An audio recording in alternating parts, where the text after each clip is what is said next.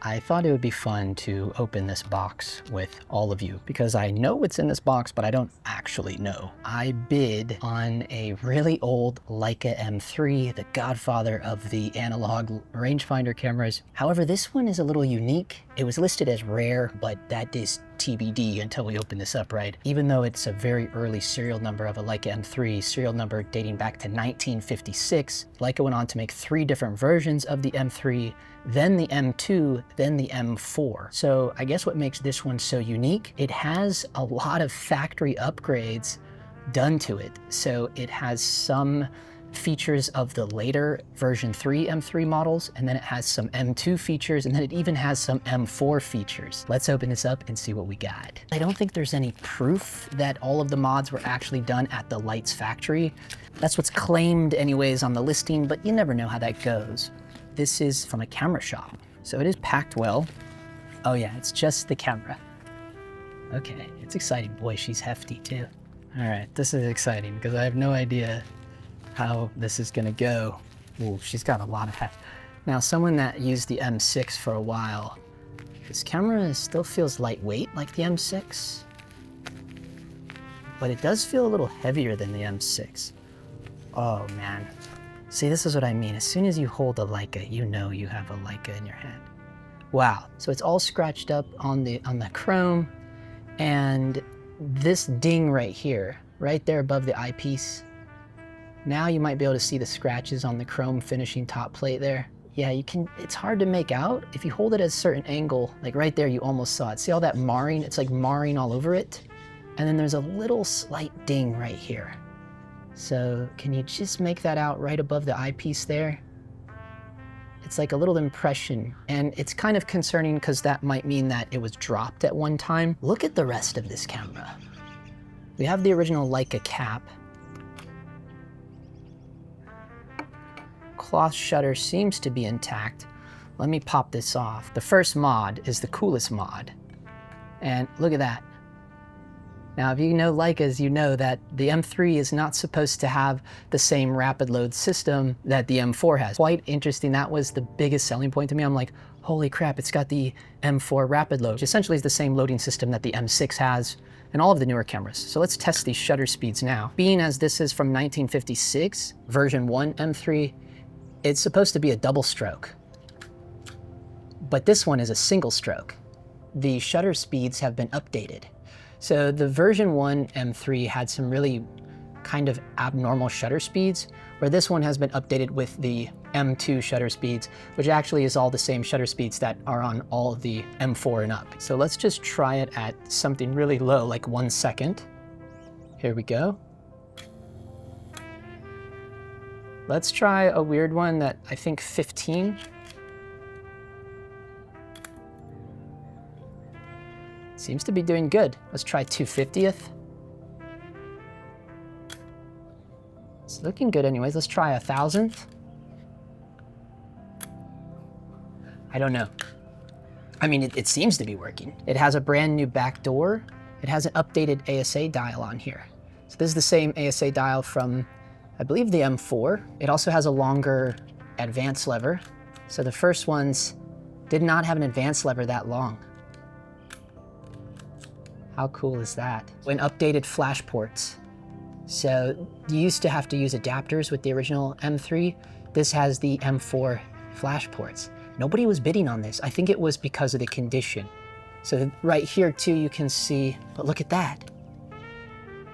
Oh my gosh, it's never even been serviced. So when they've never been opened, the L is still on this black seal. That's the first thing that gets opened. It looks like the L is still on there. You can faintly see it. What I heard too is when they would take them back, they would reseal it again with another little black dab there. Either that or DAG did this, because I heard DAG is really good at resealing it and then just putting like a weird little indent in there, but maybe not. It looks like the double L when it goes back for servicing, which probably happened when it was sent in for all of these upgrades. So then it also has this single bigger glass eyepiece, which they brought to the M2 and the M4. It's much bigger eyepiece to look through. Let's see if the rangefinder is working. Yeah, it seems to be, man, so wild. I can't believe no one bid on this. I think it's because it's a little banged up. I think we need to put some film in here, try it with a lens. Yeah, it works nice. I love how big the rangefinder patch is on the M3. The rangefinder patch is so much bigger on these cameras. The viewfinder is bigger than the M6. The patch itself is bigger. I cannot believe the condition this is in. So that's why I thought, no way, dude. I just bid on it and I said, there's no way I'm gonna get that. And then I walked away. As you can tell, it's got the M4 lugs. So those are the lugs from the M4 for the strap. I think that was all the updates on it. It still has the self-timer. Let's see if that works. So you cock it. Yeah, I don't think, oh, you gotta put it all the way down. I'm just gonna throw some film in it and we'll just do it. We'll do a day out with it. We'll do some tests with it on this video and we'll just see how it goes. It looks like also, I don't know if that's the glass plate or the aluminum plate, but man, it doesn't look like a whole lot of film has gone on this. There's not a lot of markings on that, which is always a good sign too, because that's how you know like a camera has had a lot of film run through it. You can see sometimes the impression that the film leaves on the plate. Like if you've ever seen Winogrand's M4, his looks nuts because he shot a lot of film. Man, it's smooth. I'm gonna throw a lens on it and see how it goes. I think it will probably benefit from a CLA, but it's never even been cracked open. That's insane to me. Oh my God, nobody bid on this thing. It's beyond bizarre to me. But there was this ding, so I think a lot of like diehard Leica guys are collectors too, and they were thinking like, no man, the mods are no good for a collector's item, maybe, I don't know. I saw it as truly unique though. I was talking to YYE about this and he was saying that the way that the M3 and the M2 loads is like far superior to how the other Leicas load. So in a way, like maybe I will eventually get a true M3 spool. All it's missing is the plug for this little guy here, but I don't think my M6 had one of those plugs either. Those are easy to get. Such a find. Well, we don't know yet how it's gonna operate though. We gotta throw some film in it and we gotta take it out on the street. Let's see what she can do. So before I threw the film in, I wanted to test the flash with this sync port, and it did work. I didn't find anything on this camera that wasn't working. It's really impressive. Threw in this roll of CineStill 400D, and as you'll see here, that this little quote-unquote rapid quick load system is still a little non-rapid. It's definitely not the same as what I was used to with the M6, because there's not like big nice tulip gaps for the negative to drop into. I did end up just popping out the spool anyways, which you have to pop it out even to reset the exposure counter. It seems silly to me, like why would you not just use the actual spool that the M3 came with? But you'll see there, like the little slit that you have to drop the film in is very, very small, and you do have to put it in counterclockwise, so it's a little difficult getting it in there, but I'm sure with like more time that, you know, you get used to it. I still kind of ended up loading it the same way you would load a normal M3 anyways. The different thing is it didn't catch on the same way that I'm used to with the M6, and the little rewind lever with the little dots on the top, it wasn't actually spinning. So what I realized is that I had to stretch the film with the rewind knob even after I cracked off a couple blanks, which was never really a thing I had to do with the M6. The M6 always just caught and it was good to go. Yeah, it didn't look like those dots were spinning at first, so it was freaking me out.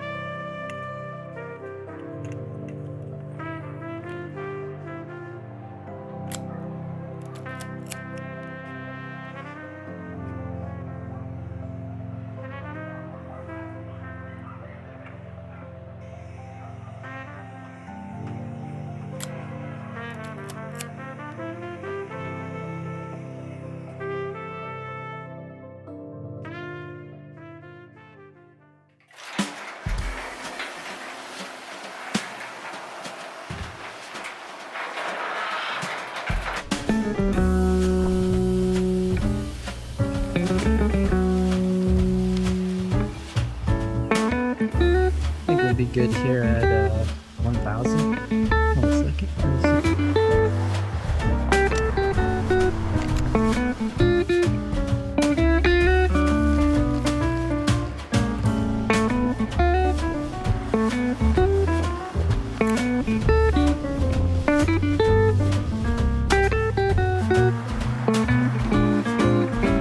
shot that last one at 500 because they're under the umbrella.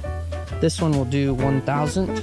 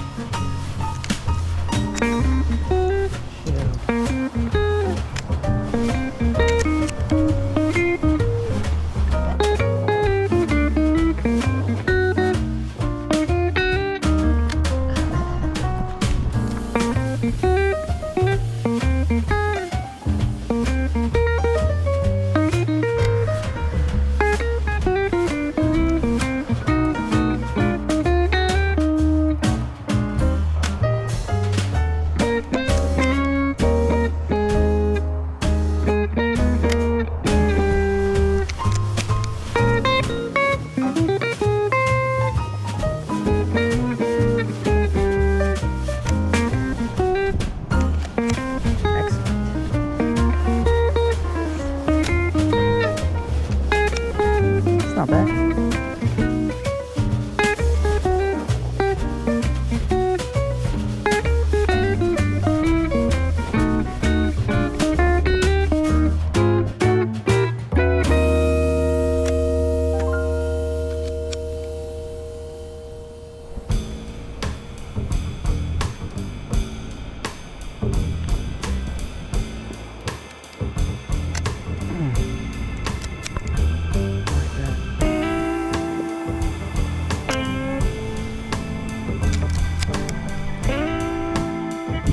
That's a good one.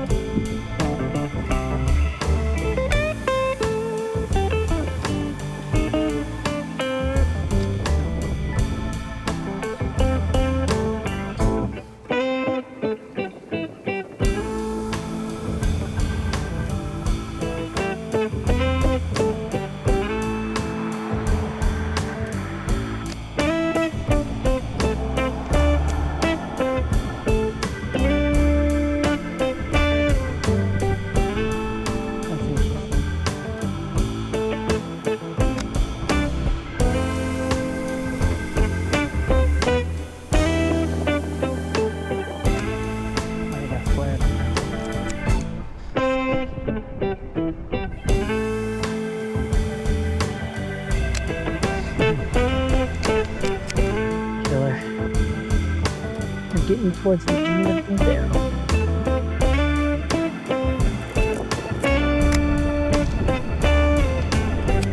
Getting very, very close to the end. Oh snap, what do we have here? Oh snap.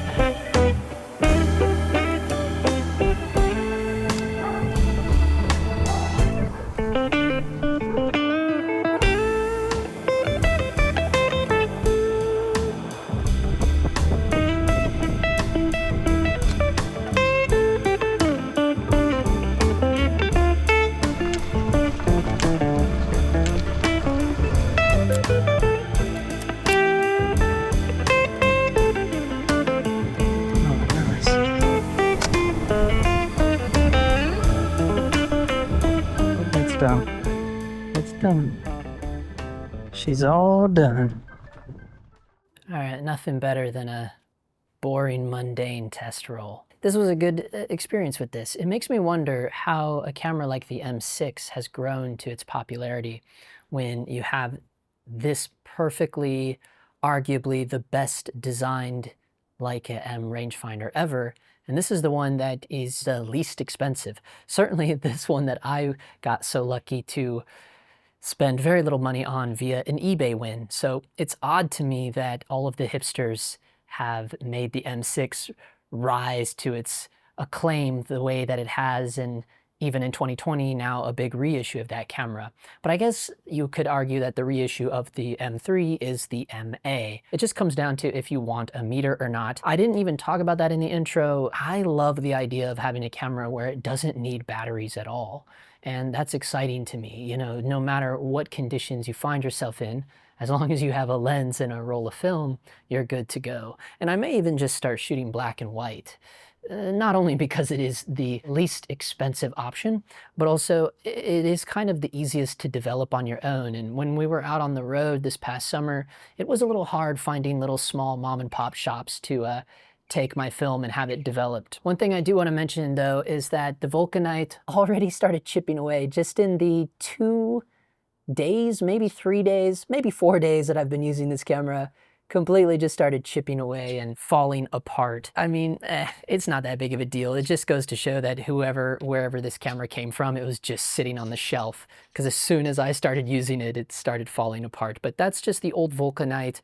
And, you know, getting a nice new leather for this is like under $30. So I'm pretty stoked to get a kind of cool navy blue, kind of interesting leather and put it on here. Plus the leather will feel better than this old rubber Vulcanite. And it looks fairly easy to just install yourself, so I'm pretty excited about that. All right, I should have mentioned earlier, but I was using the 40mm Summicron. I don't think I love this lens, but I just always seem to use it on every camera ever since the M8. The only camera I never really put it on was the M6. And that's probably only just because the 35 Summicron lived on my M6, where this 40mm definitely was always on my digital M cameras, the M8, the M10. And since the M3's widest frame lines are 50mm, it just made sense to use my 40mm, and I absolutely loved it, because then knowing that my lens is actually a tad wider than the frame lines, I knew everything was going to make the frame. Because in my experience with all rangefinders,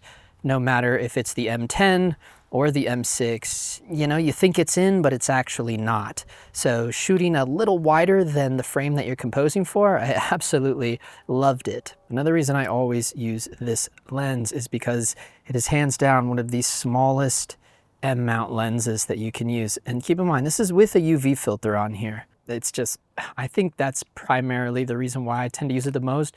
But also the 40mm is just an interesting focal length. I mean, look, I mean, they now have a 43 on the new Leica Q3. So yeah, 40mm is the way to go. The pictures turned out pretty good. There were a couple where I noticed are those weird light leaks? The one that was like the third shot in the roll, I think that's to be expected.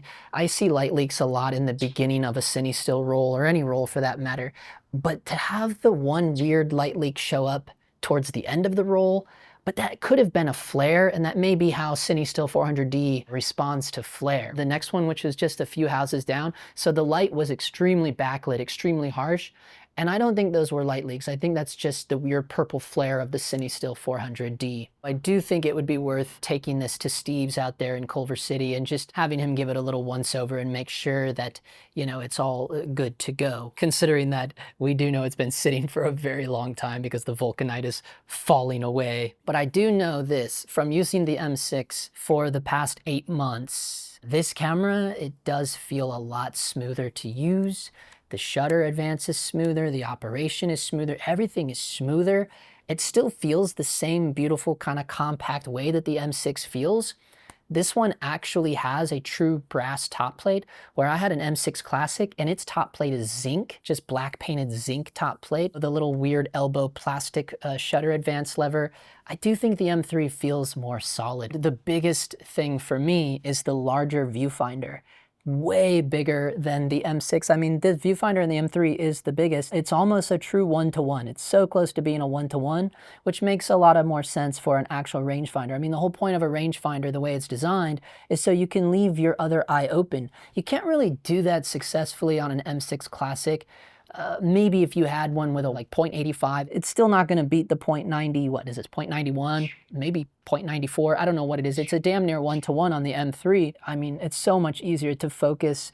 The rangefinder patch is twice the size at least. It's just awesome. I own like 6 other external viewfinders, so using wider lenses on this is not going to be a problem.